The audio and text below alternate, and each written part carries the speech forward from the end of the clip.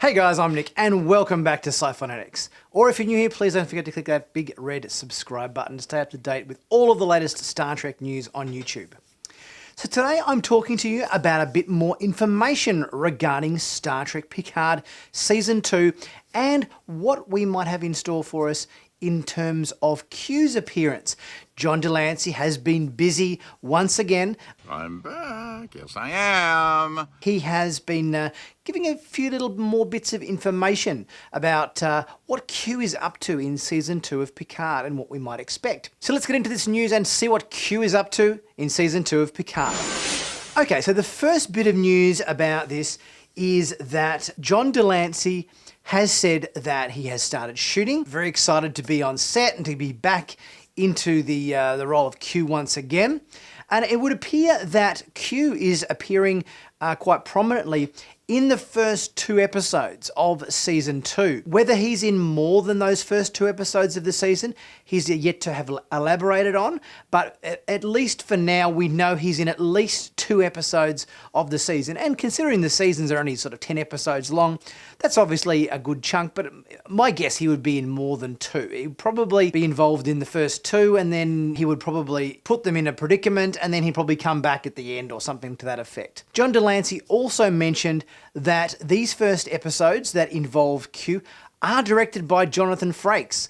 So that's, I think, a really good plan on the behalf of the studio. I think obviously Jonathan Frakes knows Q and knows John de Lancie incredibly well. There was a lot of scenes in The Next Generation which obviously involved Riker and Q. There was even an entire episode where, you know, Q was trying to tempt Riker to becoming a Q or whatever. I think it was in Season 1 of Next Gen. But yeah, obviously I think you kind of know that the character of Q is in good hands if Jonathan Frakes is in the director's chair for those episodes. Now, it also seems that Q is not only going to be harassing Picard and doing a lot of that and getting under his skin. I will! Inspiring many a facepalm, and he'll also be annoying Guinan. He said that there's going to be definitely scenes there where Q and Guinan are going at it as well. I do! Now, this is kind of exciting news, I think, about the character. Because way back in Next Generation, in several episodes, I think the one where obviously Best of Both Worlds, but also the episode where Q loses his powers. I forget the name of the episode. I think it might have been Deja Q or something to that effect, I think. There's obviously a big history between Q and Guinan, and they've never really gone into this in Next Generation. They've alluded to it. They've had scenes where the two of them have got a dislike for one another. There's a definite adversarial nature there, much more antagonistic than the relationship between Picard and Q, which has kind of always been an irritating one, but also a bit of a frenemy one as well. So, you know, even though Q and Picard and stuff have been kind of adversaries and, you know, from time to time enemies, there's always been that light-hearted, jovial, kind of joking around dynamic between those two. But that hasn't been the case with Guinan.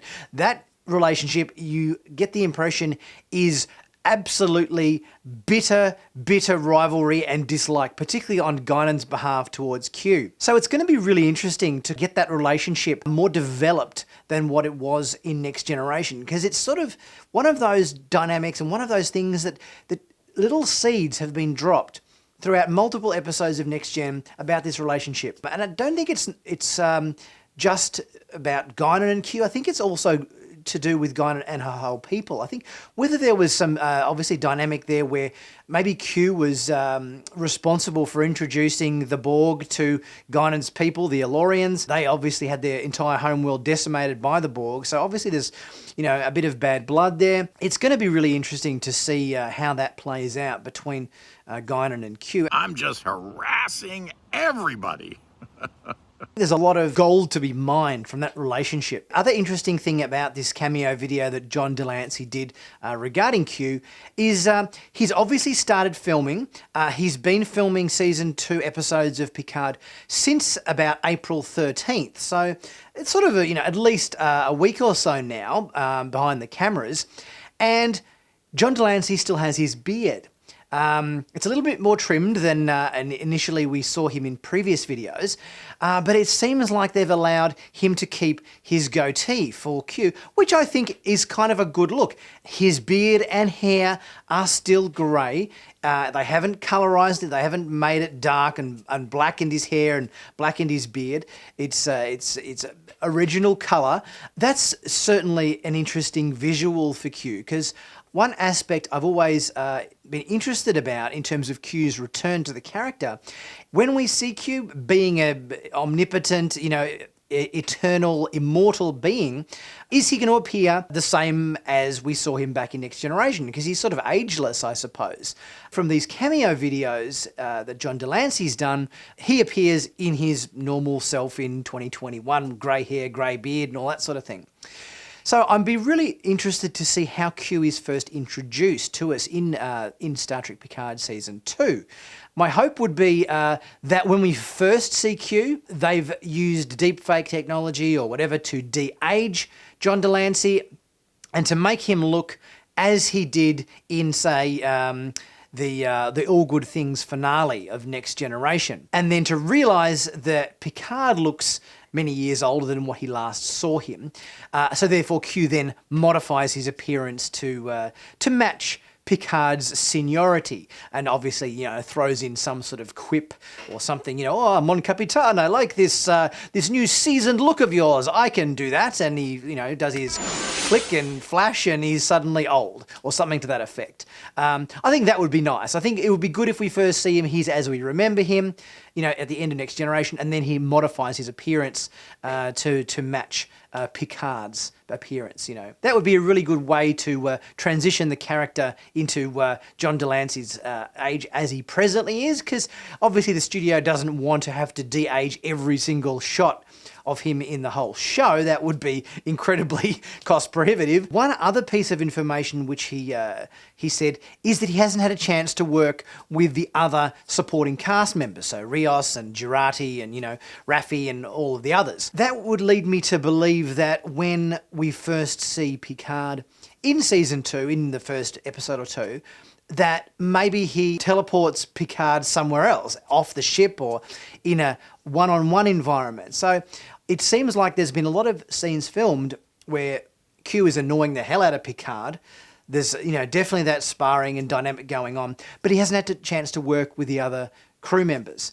So whether Q steals Picard off the La Sirena and takes him somewhere else, and there's obviously a bunch of scenes that are going on just with Picard and Q, sort of almost a bit like, it sort of feels like a little bit like it might be along the lines of the Tapestry episode. There was a lot of sort of Picard scenes in the afterlife, and it was just him and Q going toe-to-toe at it. So maybe it's something along those lines. He did say that he will be doing scenes with the other crew members. He hasn't had a chance to film with them yet.